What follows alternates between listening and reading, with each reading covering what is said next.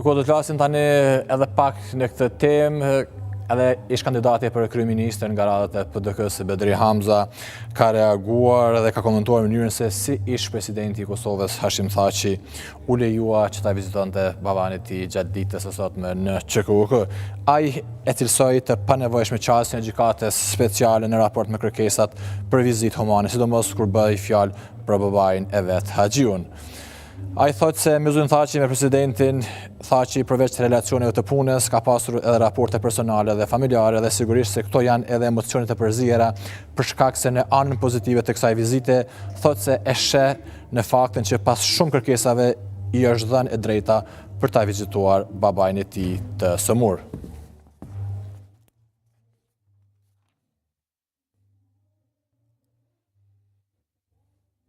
Do shkojmë tani në Galicë të Vushtrisë, ku ndodhi një aksident i rënd. Shoferi i komibusit që barte nxënës